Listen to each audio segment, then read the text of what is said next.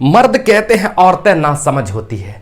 मर्द कहते हैं कि औरतें नासमझ होती है और उन्हें पसंद भी यही औरतें ही आती है, और उन्हें पसंद भी यही औरतें आती है। और वो औरतें जो कहीं से सीख जाती है समझदारी का पाठ, कहीं से सीख जाती है समझदारी का पाठ, कहलाती है कभी बदतमीज, कभी विद्रोही, तो कभी टांग दिया जाता है बदचलन होने का तांगा सरेआम छाती पर।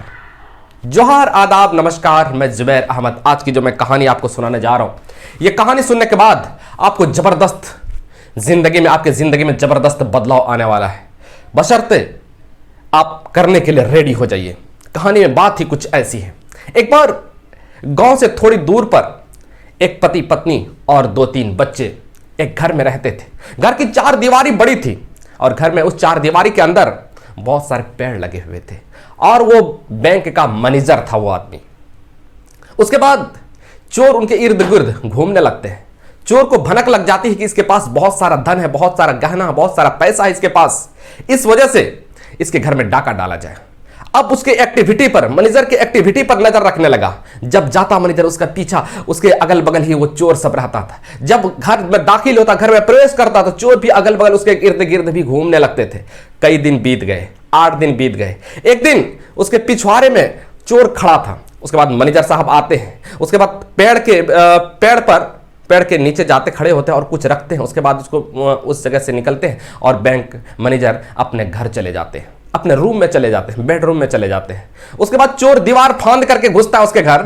घुसता है, घुसने के बाद उस पेड़ के नीचे जो है ना, वो भी खोजने लगता है। वो भी पेड़ के नीचे जो खोजने लगता है, वो सोचते हैं शायद ये बहुत कीमती गहना इसके अंदर छुपा रखा है। बहुत खोजते लेकिन नहीं मिलता। उसके बाद फिर सुबह चोर आते हैं, उस मैनेजर उस पेड़ के पास आते हैं, उससे कुछ निकालते हैं और बैग में डालते हैं और चले जाते हैं अपनी ड्यूटी पर। उसके बाद फिर शाम में मैनेजर साहब आते हैं और उसी पेड़ पर जो है ना कुछ निकाल के रखते हैं, और उसके बाद फिर जो है ना बेडरूम के अंदर चला जाता है। अब ये हर दिन का सिलसिला था। मैनेजर का सुबह जब जा रहे थे तो पेड़ के पास जाना और पेड़ से कुछ निकाल करके बैग में रखना, उसके बाद फिर ड्यूटी पर जाना, ड्यूटी से आना, उसके बाद ड्यूटी से आने के बाद पेड़ के पास जाना और वहां से कुछ बैग से निकाल करके उस पेड़ के नीचे रखना, और उसके बाद फिर बेडरूम में जाना। अब चोर हर दिन जो है ना उस पेड़ के नीचे खोजता था, लेकिन कुछ समझ में नहीं आने लगा। चोर सोचता था कि इतना शातिर हम लोग हैं, हर जगह जहां जाते हैं हर जगह कामयाबी ही मिलती है, आखिर बैंक मैनेजर कैसे इस चीज को छुपा लेता है जो कि पता ही नहीं चलता। मजबूर हो गया, परेशान हो गया चोर। कोई सुराग नहीं लगा उसको, कोई सुराग नहीं लगा। महीना बीत गया। उसके बाद एक दिन चोर का ग्रुप, मानी 6-7 चोर भोले भाले शकल में आते हैं, कपड़ा पहन करके, अच्छे से कपड़ा पहन करके, इंसान बन करके, भोला भाला बन करके उनके पास, मैनेजर के पास आते हैं और कहते हैं, मैनेजर साहब प्रणाम, मेरा प्रणाम स्वीकार करिए। असल बात दरअसल यह है कि आपसे कुछ बात करनी है। कहा कि क्या बात करनी है बताइए। कहा कि बात यह करनी है कि मैं चोर हूं।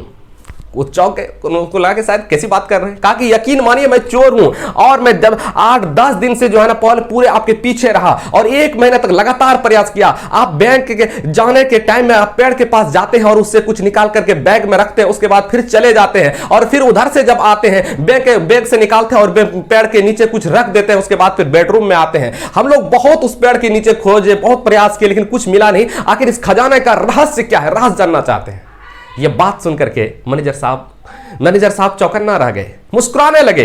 मैनेजर साहब ने कहने लगा कि भाई देख, तू बता, तूने अगर पूछा है तो मैं इसके राज बताता हूं। ये बहुत बड़ी काम की बात है। मैं इसके राज बताता हूं।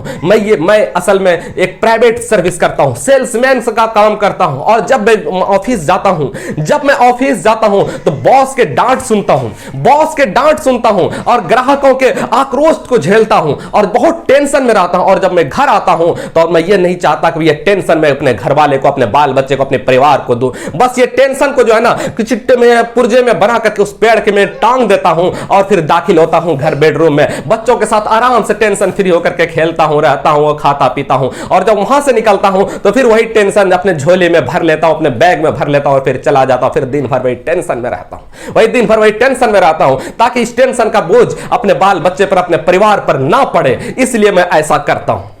चोर को बड़ी नसीहत मिल चुकी थी। उन्होंने कहा कि आज के बाद हम ये संकल्प लेते हैं कि जिंदगी में कभी अब चोरी नहीं करेंगे और मेहनत की रोटी खाएंगे।